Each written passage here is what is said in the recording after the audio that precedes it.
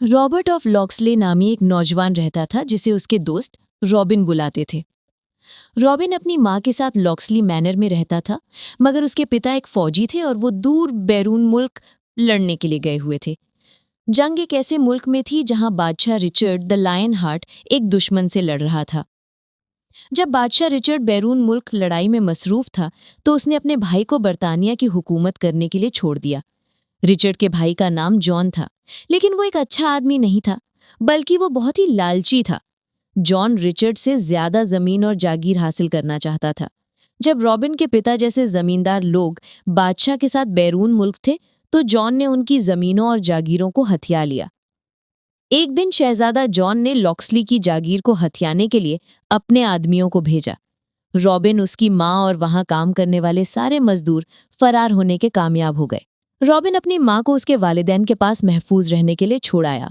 Robin को इस बात का बहुत गुस्सा था कि उसके पिता के घर और जमीन को हथिया लिया गया है।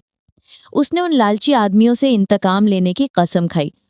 उसे अपनी प्यारी मैरियन को छोड़ने का बहुत दुख था, जो कि करीब ही रहती थी। वो नॉटिंघम में रूपोश हो गया और शेरवुड के जंगल में रहने लगा।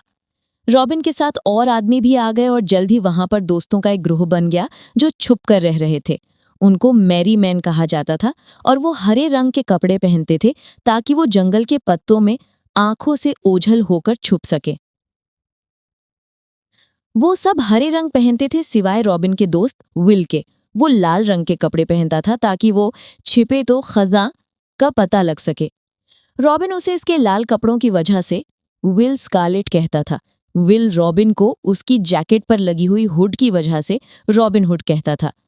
जितने भी आदमियों ने रॉबिन के साथ शमूलियत इख्तियार की, वो सब बेहतरीन तीरंदाज थे। वो तीर को बिल्कुल सीधा और बहुत दूर हदफ के ऐन मरकज तक पहुंचा सकते थे। जब भी शहजादा जॉन के लालची आदमी शेरवुड के जंगल से गुजरती हुई सड़क से गुजरते, रॉबिन हुड और उसका साथी मैरी मैन का ग्रुप बाहर निकलकर उन्हें पकड़ लेता था। आओ हमारे साथ खाना खाओ, वो ऐसा कहते और उसे लजीज खाने की पेशकश करते। खाना खाने के बाद रॉबिन हुड उसे खाने की कीमत अदा करने को कहता और फिर रॉबिन के आदमी उसे वापस भेजने से पहले उसके बैग में से सोना और चांदी निकाल लेते। नॉटिंघम के शेरिफ को उसके जंगल में होने वाली चोरी पर बहुत गुस्सा आया, लेकिन वो रॉबिन हुड और उसके मैरीमैन को कभी नहीं ढूंढ सका क्योंकि वो बहुत अच्छी तरह से छुपे हुए थे। लालची आदमियों से जमा किए जाने वाले खजाने में से रॉबिन और उसके आदमियों ने 1 टका भी अपने पास नहीं रखा, बल्कि उसे उन सब गरीब लोगों में तकसीम कर दिया जिनको वो जानते थे। ये वही लोग थे जो लालची शहजादा जॉन और उसके आदमियों से लुट जाने की वजह से अपना सब कुछ खो चुके थे। वक्त गुजरने के साथ मजीद लोग इंसाफ की जंग लड़ने के लिए रॉबिन हुड के साथ शमूलियत करने लगे। उनमें से एक आदमी छोटा जॉन भी था। वो 2 मीटर से लंबा था और बड़े जबरदस्त अंदाज में लंबे पोल का इस्तेमाल करते हुए लड़ सकता था। तुम्हारा नाम बड़ा जॉन होना चाहिए क्योंकि तुम बहुत लंबे हो, रॉबिन हुड हंसा। मैं तुम्हें छोटा जॉन कहूंगा, मजाक के तौर पर। बाकी सब भी उसे छोटा जॉन कहते थे।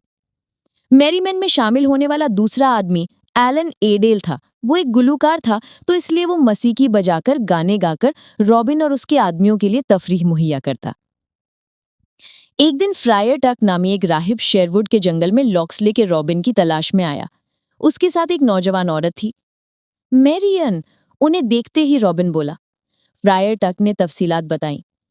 मैरियन का बाप अपनी बेटी की शादी एक बूढ़े अमीर आदमी से करना चाहता था, लेकिन मैरियन रोने लगी और कहा कि वो उससे शादी नहीं कर सकती क्योंकि वो एक दूसरे आदमी से प्यार करती है। उसका सच्चा प्यार रॉबिन ऑफ लॉक्सले है। मैं जानता था कि रॉबिन शेरवुड के जंगल में छुपा हुआ है, तो मैं मैरियन को बचाकर यहाँ ले आया ताकि वो अपने सच्चे प्यार से शादी कर सके। मैरियन और रॉबिन खुशी से गले मिले और फेरियर टक और मैरियन ने भी मैरीमैन में शमूलियत इख्तियार कर ली। आखिरकार एक दिन रॉबिन वुड तक बहुत बुरी खबर पहुंची। बादशाह रिचर्ड को बैरून मुल्क पकड़ लिया गया है। उसका अगवा करने वाला बादशाह को सिर्फ उस सूरत में रिहा करेगा जब सोना और चांदी का तावान अदा किया जाएगा। लेकिन शहजादा जॉन ने ऐलान कर दिया कि वो अपने भाई की जान बचाने के लिए 1 पीतल का टका भी नहीं देगा, और वो अपने भाई की आजादी के लिए सोना और चांदी तो बिल्कुल नहीं देगा। ये इसलिए क्योंकि वो खुद बरतानिया का बादशाह बनना चाहता है, रॉबिन हुड ने नफरत से कहा। ताहम मैरीमैन के पास एक जबरदस्त मंसूबा था। हम जितने भी गरीब लोगों को जानते हैं उन्हें उनकी हर जरूरत के लिए काफी रकम दे दी गई है, इसलिए हमारे खजाने में अब जो पैसा है उससे बादशाह रिचर्ड की आज़ादी खरीदी जा सकती है। तो शहजादा जॉन को अपना मंसूबा बताए बगैर रॉबिन और उसके आदमियों में चांदी और सोने का तावान अदा कर दिया। कुछ हफ्तों बाद एक नामालूम जंगजू शेरवुड के जंगल में आया। उसने मुकम्मल स्याह लिबास पहना हुआ था और वो कह रहा था कि वो रॉबिन हुड से मिलना चाहता है। तुम कौन हो? रॉबिन ने पूछा। मैं काला जंगजू हूं, जवाब आया। जब जंगजू ने अपना हेलमेट उतारा तो रॉबिन ने उसे पहचान लिया। बादशाह रिचर्ड, रॉबिन हाँप के बोला। रॉबिन ने अपने बादशाह के एहतराम में अपना सर झुकाया। मेरीमैन और मैरियन ने भी अपना सर अदब में झुकाया। मैं तुम्हारा शुक्रिया अदा करने आया हूँ उस तावान के लिए जिससे तुमने मेरी आज़ादी खरीदी, बादशाह ने कहा। मैंने सुना है कि किस तरह मेरा भाई जॉन मेरे तख्त पर इंसाफ से हुकूमत करने में नाकाम रहा है।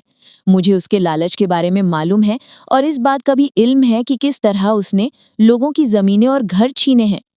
मैं उसके साथ निपट लूंगा और उसे सजा दूंगा। आप सब लोग जिन्होंने अपनी जायदादें और घर खोए हैं, मैं वो सब घर और जायदाद वापस कर दूंगा ताकि आप और आपके परिवार दोबारा वहां रह सकें। रॉबिन, मेरियन और सब मेरी मैन ने अपने बादशाह रिचर्ड द लायन हार्ट के साथ वफा निभाने का वादा किया। रॉबिन और उसके मेरी मैन की अपने बादशाह के साथ वफा निभाने की ये दास्तान नस्ल दर नस्ल सुनाई गई। इस तरह से 7 सदियों बाद हम अब भी लॉक्सले मेनर के रॉबिन की कहानी जानते हैं।